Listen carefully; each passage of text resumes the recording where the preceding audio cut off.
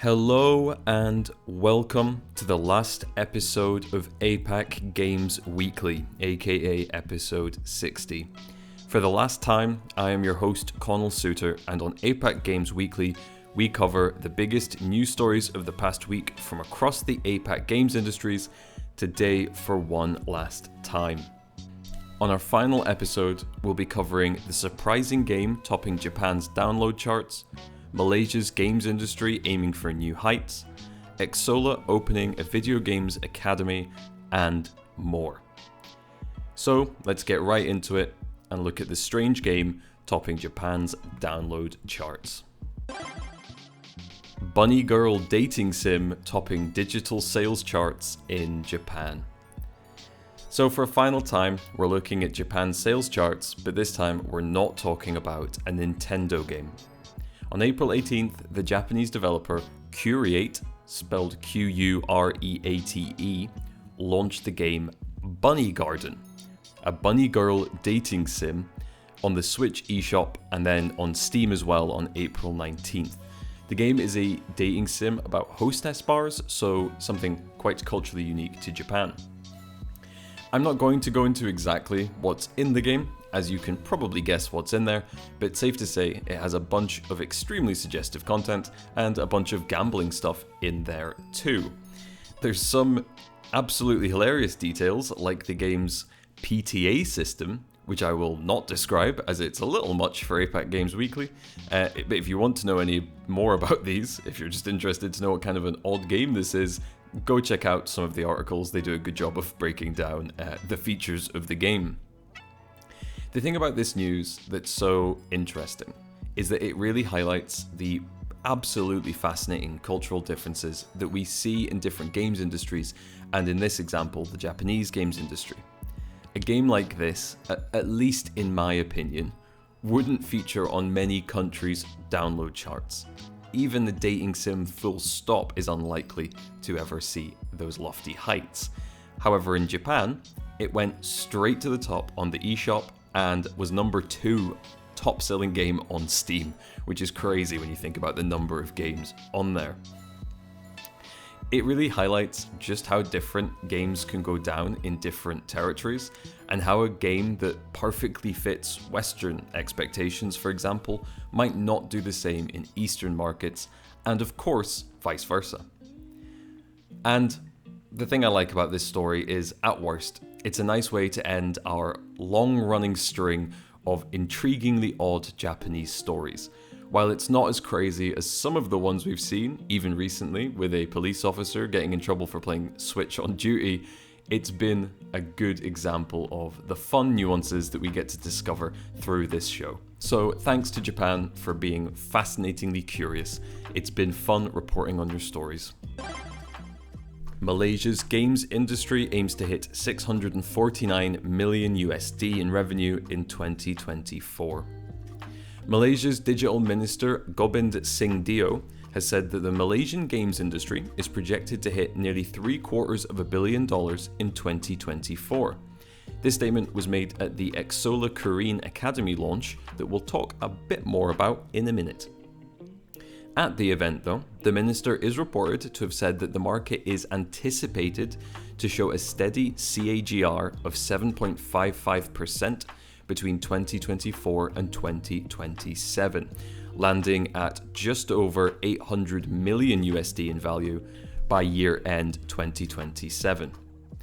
The minister went on to press the point that, in their view, collaboration is key to the growth of their industry, and he wants to see everyone involved in the industry joining together to help push the country's local games industry to new heights.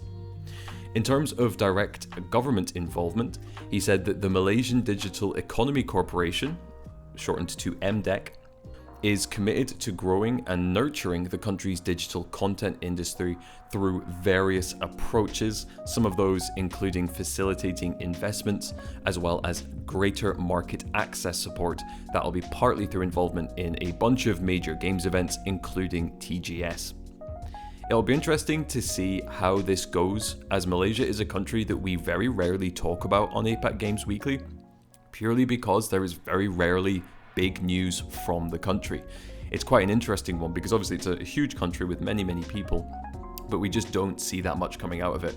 We hear a lot more obviously from Vietnam, Indonesia, even the Philippines than we do from Malaysia. So it's very interesting to think about how this move will go. We of course sadly will not be around to report on that move, so I would recommend keeping an eye on those developments if you want to see where and how it goes. Xsolla to open a video game academy in Malaysia. So that event the minister was talking about in the previous story was the announcement event for the Xsolla Korean Academy. It is made in collaboration with Korean Ventures, hence the name. Much like the developments we've recently talked about in Vietnam, this academy is a move aimed to create a true homegrown games industry in Malaysia with more local talent finding their way to local companies. Courses at the academy are planned to last as short as 1 month and as long as 12. As you'd imagine, the courses generally cover a bunch of areas of game development, and not just the typical ones for the most part that we heard about with Vietnam. If you remember, those were quite technically focused, so they were programming, they were graphic design and stuff like this, whereas what they're doing at the Xsolla Academy includes some different areas such as storytelling, CG art, which I'm not sure what the CG means, unless we're drawing games all the time, but anyway, character creation, analytics, project management techniques, modern tools such as AI, which is interesting, marketing strategies unique to the games industry, monetization strategies, and effective pitching. It's quite an exciting list of things there. It kind of encapsulates some areas of game development that aren't really remembered or talked about in common discussions, so I think it's a really good move. Xsolla president David Stelzer made a statement about the academy announcement, saying, quote, "The launch of Xsolla Korean Academy in Kuala Lumpur is a pivotal moment in our quest to democratize game development and propel Malaysian and Asian ASEAN talent onto the global stage. By providing local developers with unparalleled access to global expertise, resources, and networks, we're not just bridging the gap between talent and industry, but fostering a community where innovation flourishes. Our commitment through XCA is to empower game developers to realize their full potential and contribute to a thriving global gaming ecosystem." End quote. So it's more cool news for games careers in APAC, and this one sounds like it might be more beneficial for those who already develop games. Some of those features I mentioned before about pitching, monetization, marketing for games audiences, these are all really cool things that someone who already is fully on top of making games could still learn from. It's a little different again from what we read with Vietnam, which was much more about bringing kind of like high school people into the games industry, as that's their like college degree almost, if you imagine. So it's very interesting. We can only hope that this does as well for Malaysia as they envision it will, and let's hope we see more games developed in Malaysia making big waves around the world. I'm sure we will.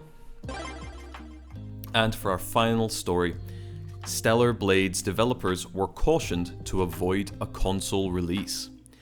So on the final story, not just of the show, but of APAC Games Weekly, we again cover something that does a great job of highlighting the different perceptions and preferences of the different games industries in APAC. So Stellar Blade is an upcoming third-person action game made by Shift Up Corporation in South Korea. It's got a gameplay style a little bit like Devil May Cry, if that helps give you an idea of what the game will be. Fans of the good old hack and slash genre are very excited to see the game's release, but one announcement made many of those fans perplexed and maybe even angry to find out that the developer had actually signed up with Sony to make this a PS5 exclusive release. Now you might hear that and think, oh, are they upset it's not releasing on Xbox or Switch or something? Which would be the general response you would likely hear to that announcement from Western gamers, particularly if it was a Western game. But no, not in Korea. Instead, the problem is, why are you releasing on console at all and not on PC? And an additional one of, why isn't there an online mode, as online modes are very popular in South Korea. But for this, we're going to focus a little bit more on that previous question of, why are you releasing on console at all? South Korea obviously has a strong games market and a very long history in the games industry, but due to that history and local preferences, it is a highly PC and subsequently mobile focused market with relatively little console adoption. As I say, local players also do generally prefer online titles instead of single player. On this, director of the game Hyung Tae Kim commented and said, quote, "When I initially decided to create this game, many people thought we were out of our minds because in South Korea, mobile gaming dominates the market and the console market was nearly non-existent." End quote. It's fascinating that people thought that releasing a game on console in South Korea is so crazy that they are, quote, out of their minds by doing it. Fascinating thing to think about, and a really interesting nuance of the Korean games industry.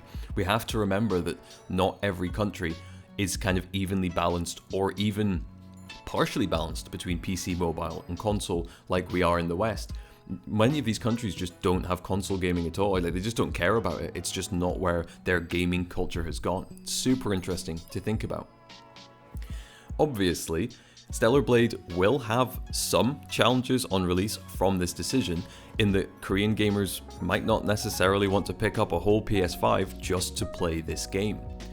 But it's an interesting choice that they've made of not necessarily aiming for the Korean market, despite making a game that probably would do quite well with Korean gamers. Console, of course, does well in many markets around the world, particularly in the West, so it'll be fascinating to see how the game does in Korea versus more console-adopting countries, but it is likely that we will eventually see some kind of PC release. Maybe not, we will have to wait and see, but going with the trends that Sony's been doing over the last few years, and with the type of game this is, I think it's quite likely we'll eventually see that. And that was it. The final episode of APAC Games Weekly. I want to say a huge and heartfelt thank you to everyone who has listened to the show, and I hope, even if it was just a couple of stories, that you have found the show interesting and it's helped inform you a little bit more about the nuances of the APAC games industry and what's been going on.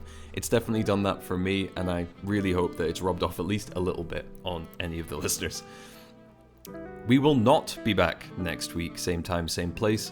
But I hope that you stay interested in APAC Games and that we continue to see the amazing developments we've discussed and the growing industries across the APAC region in the future. For a final time, this was APAC Games Weekly. I was your host, Connell Suter, and I hope you have a great 2024 and beyond.